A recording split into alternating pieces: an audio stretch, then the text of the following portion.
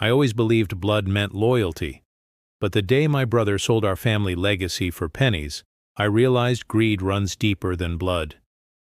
The saddest part? He thought I was too blind to notice. My name is Aarav. My father built everything with his bare hands.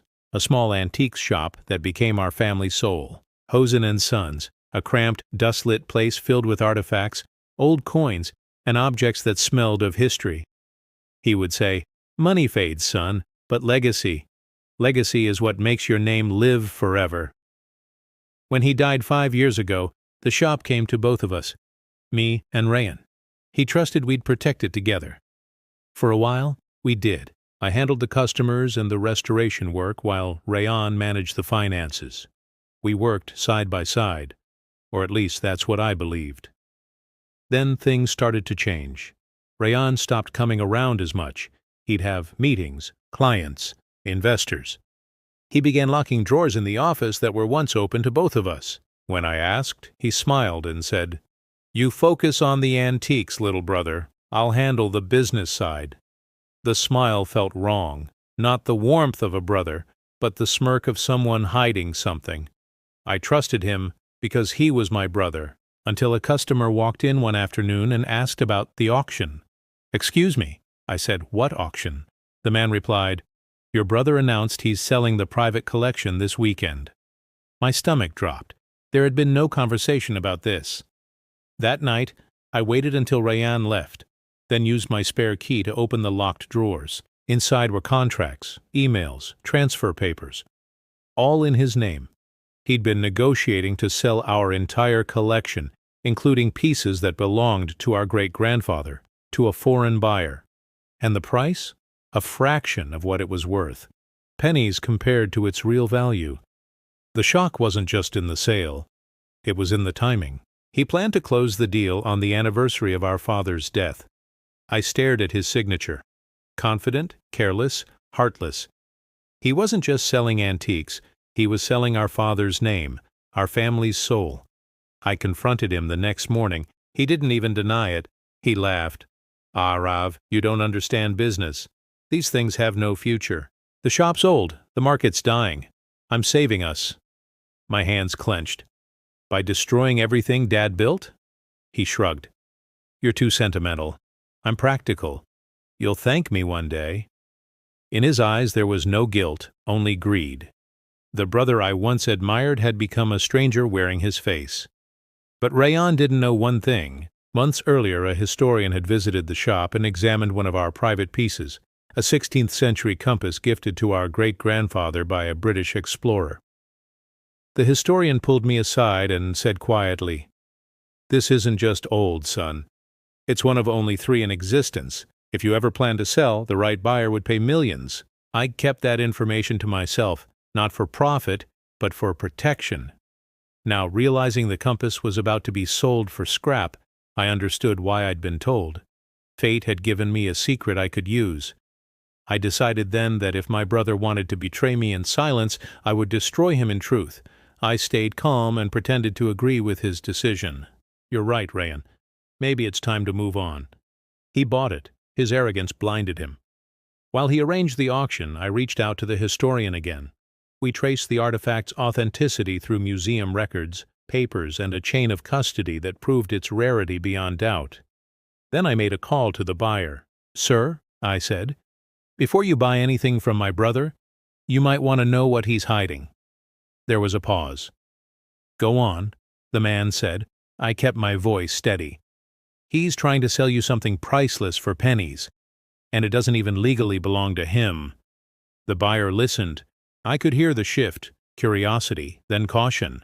That night I stood in front of my father's photo on the wall. His smile was the same calm one I remembered. I whispered, "Don't worry, Dad. He tried to sell our legacy, but I'll make sure he pays the real price." Betrayal had cracked the house, but truth had weight.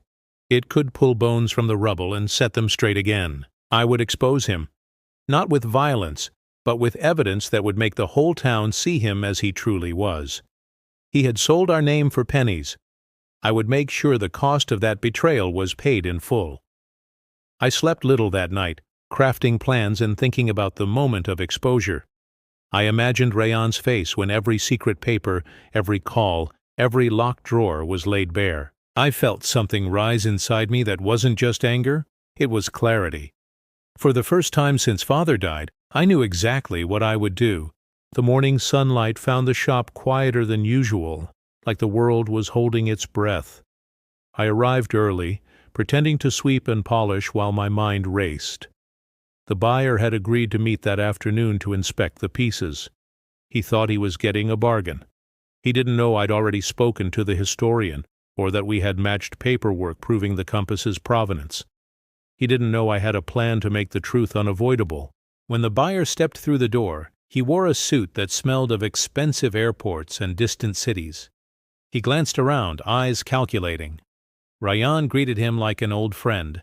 The salesman's grin spread across his face. "You're just in time," Rayan said. "We have the lot ready for you." I watched them from behind a display of tarnished silverware. As Rayan began his pitch, how the market was changing, how it was an opportunity no sensible investor would miss, I felt the calm tighten in my chest. It was time. I invited the buyer into the back office where the compass and the most valuable pieces were kept. Rayan followed, confident and loud. As they argued numbers and logistics, I quietly slid a folder across the desk toward the buyer, letting it peek out from under a stack of invoices. He noticed it, curiosity lighting his face. He opened it, and his expression changed. Inside were copied pages, museum archives, notarized records, the historian's letter verifying the compass as one of 3 known to exist. I had also included photographs of the compass under forensic imaging, the tiny maker's mark that matched those in international records. The buyer flipped through each page as if a scene in a play was being revealed to him, one photograph at a time. "What is this?" he asked, voice low. "Proof," I said. "Something your associate didn't tell you." Rayan's face drained. He tried to grab the folder, but the buyer held it away. "This is a forgery," Rayan stammered. "Someone's trying to set me up." The buyer looked at him for the first time without the veil of greed. "Then explain why the chain of custody traces back to your shop and why the historian confirmed its rarity." He glanced at me. "Who are you?" "Aarav," I said. "I restore these pieces. I've been here since the day Dad taught me to clean brass with lemon and love." Rayan laughed nervously. "He's sentimental. Don't mind him." The buyer folded the papers slowly, a new calculation forming in his mind. "If this is true, then you're not selling a cheap lot. You're selling a national treasure disguised as junk, and you're doing it at a price that would be criminally negligent." He leaned in. "Where did you get these records?" I told him the truth, about the historian's visit, about the private contacts we'd made, about the legal gray area Rayan was exploiting. The buyer listened, then reached into his coat and produced a card. "I work with museums and collectors.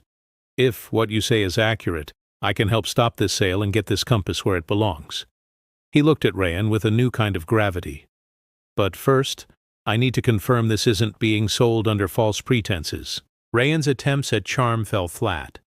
He sputtered, then changed his tone to threats, telling the buyer this was none of his business. The buyer, however, was less interested in the confrontation and more in the facts.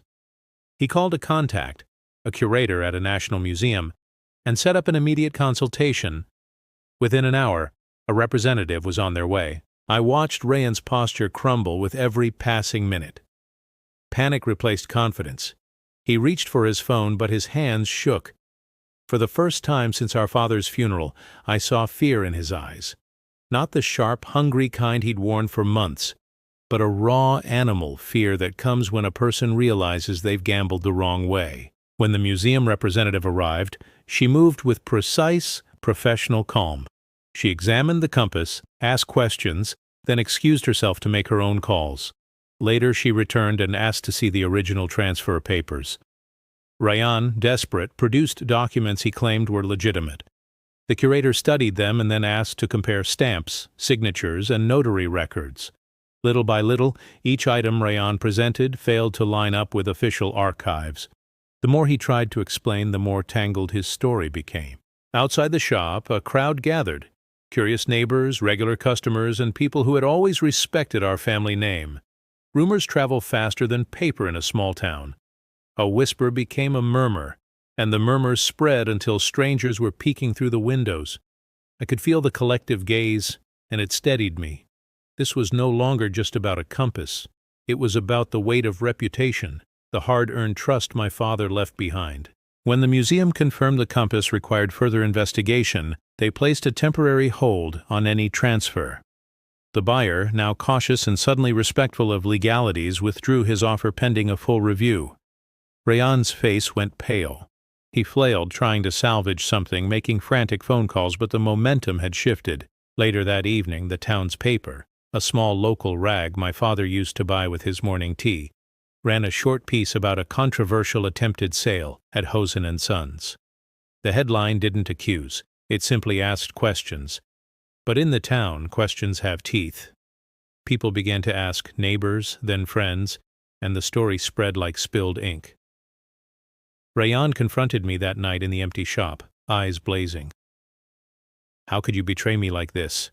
he demanded. I looked at him without hatred, only a cold, hard resolve. "This isn't betrayal. This is accountability. You tried to erase Dad for a quick profit. I stopped you." He laughed, a cracked sound. "You don't get to play judge." "I'm not the judge," I said. "The truth is." I stepped closer and paced slowly past the cases where our history slept under glass. "You sold our past for pennies. You sold trust. You gave away the thing that made our name worth anything. I won't let that happen." He spat at the floor. "You think you're a hero? You think exposing me makes you better?" "No," I said softly. "I think it makes me someone who remembers what Dad taught us. I think it makes me someone who refuses to let our name be bartered away." He stormed out, slamming the door so hard the display lights rattled. I stood in the silence he left behind and finally allowed myself a long, shaking breath. The first steps had been taken. The town had seen a crack and turned its head toward it. But exposure was only the beginning. Rayan would not surrender easily. He would fight back with lawyers, lies, and the same desperation that had led him to sell our legacy in the first place. I knew there were battles ahead. Legal, emotional, financial. I knew some neighbors would defend Rayan out of loyalty to him or dislike of me, but for the first time there was light on the evidence, and when truth had light it was hard to shade. I locked the back door, turned off the shop lights, and for the first time since our father's funeral, I felt something like hope. The next move was his, and I was ready for whatever he would throw at me. Days passed and the air around me felt heavier, like the calm before a storm that everyone could feel, but no one dared to mention. The town was whispering. Every cafe conversation, every street corner murmur carried the same question. What really happened at Hosen & Sons? Rayan hadn't returned to the shop since that night. He was quiet. Too quiet. That was how I knew he was planning something. On the fourth day I received a letter. Official paper. Legal tone. His lawyer's signature at the bottom. Rayan was suing me, claiming I had sabotaged a legitimate business transaction and caused him financial harm. The words blurred for a moment as I read them.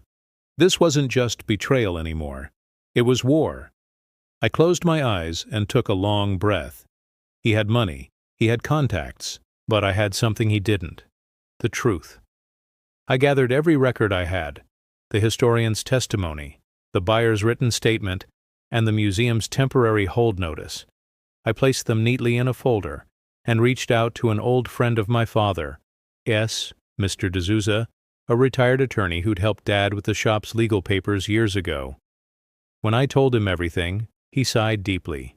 "I warned your father this might happen one day," he said softly. "Greed doesn't appear suddenly, Aarav. It grows quietly." He agreed to help. Together we prepared a counterclaim, fraudulent intent to sell family property without consent. That night I walked into the shop again. The place still smelled like old wood and brass polish. Every corner reminded me of my childhood. The counter where Dad taught me to count coins. The back shelf where Rayan used to sneak candy. How did we end up here? Two brothers, standing on opposite sides of the very thing our father left for us to protect. The next morning, the legal summons was delivered to Rayan. By noon, my phone rang. His name flashed on the screen. I answered. Silence. Then his voice. Low. Bitter. You think you've won? No, I said quietly. This isn't about winning. It's about stopping you before you lose everything. He laughed coldly. You always wanted to be the good son, huh? Dad's favorite. Guess now you finally get to play the hero. Heroes don't need to fight their own blood, I said, but you made sure I had no choice. He hung up. That evening, something unexpected happened. The buyer, the same man who had almost purchased the collection, posted publicly on his company's social page praising my honesty and thanking me for protecting heritage over profit. The post went viral in our town's small online circle. Within hours, the museum followed with their own statement, confirming the artifact's authenticity and warning the public against unauthorized private sales. Suddenly, the narrative shifted. People began to see me not as a troublemaker, but as the one who preserved what my father built. But Rayan, he wasn't done. The next week he showed up at the shop. Not quietly, but with cameras. A local reporter stood beside him, microphone in hand. I was restocking shelves when I heard the door swing open and the flashlights pop. Rayan's voice rang out, full of practiced outrage. This man, my own brother Indested, has destroyed our family's business. He forged documents, manipulated buyers, and now claims moral high ground. The reporter turned to me, eyes hungry for drama. Aarav, do you have anything to say about these accusations? I stepped forward, calm and measured. Yes, I said. I have something to show you. I walked behind the counter, pulled out a folder, and handed it to her. These are the official museum verification papers, dated weeks before any sale discussions. You can read for yourself. Every word is real. Rayan tried to interrupt. He's lying. The reporter raised her hand. Let me read this first. She scanned the first few pages, then looked up, her face neutral but sharp. So this means the item your brother tried to sell is worth millions, and you were about to sell it for less than 10,000? The silence that followed was deafening. Even Rayan's expression cracked.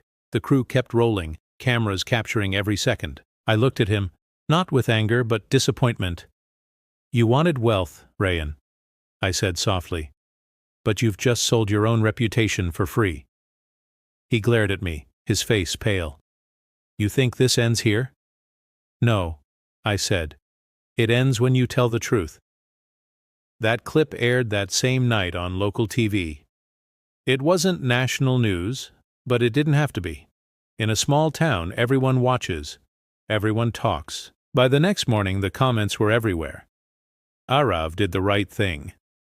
Can't believe Rayan would sell his father's legacy. Greed always eats its own. And just like that, the story flipped. The lawyer's office called a few days later. Rayan's legal team wanted to withdraw the case, quietly, without any more public noise, but I refused to sign until one condition was met. He had to legally transfer full ownership of Hosen & Sons to me. When the papers were finally signed, he didn't look at me once. He walked out without a word. I stood there holding the signed documents, my hands shaking, not from victory, but from the heavy silence of it all. He was still my brother, and even though he'd betrayed everything we were taught, I couldn't bring myself to hate him. That night, I lit a single candle beside my father's photo and whispered, "It's over now. I kept my promise." But deep down, I knew. It wasn't really over, because in every betrayal, there's always something left behind. Not anger, not guilt, but a quiet scar that never truly heals. And mine carried my brother's name. Weeks went by. The dust of the scandal began to settle, but the silence it left behind was heavier than before. The shop was mine now, legally, officially, completely, but it didn't feel like victory. Every corner reminded me of the war I never wanted to fight. The old wooden counter still had 2 coffee stains. One from me, one from Rayan. I came in early each morning, swept the floors, opened the shutters, and stood by the door waiting for customers like Dad used to. But the quiet stretched too long some days. Some people still hesitated to come in, afraid of what they might say, or maybe of what they might remember. One afternoon I was polishing a brass clock when the bell over the door chimed. An elderly man stepped in, walking slowly with a cane. He looked around and smiled faintly. "You must be Aarav," he said. "Your father sold me my first collector's piece years ago." I nodded, smiling gently. "Yes, sir, that was him. I'm just trying to keep it going." He took a deep breath, eyes wandering across the shelves. "I read about what happened. You did the right thing, son. Most people your age would have taken the money and run. Your father would have been proud." His words hit harder than I expected. I managed to say, "I just didn't want his name to be forgotten." He patted my shoulder before leaving, whispering, "Names live as long as someone remembers them." When he walked out, I looked around the shop. The gold glint of coins, the dull gleam of brass, the quiet hum of time caught in every object. Maybe he was right. Maybe legacy isn't what you inherit, but what you choose to protect.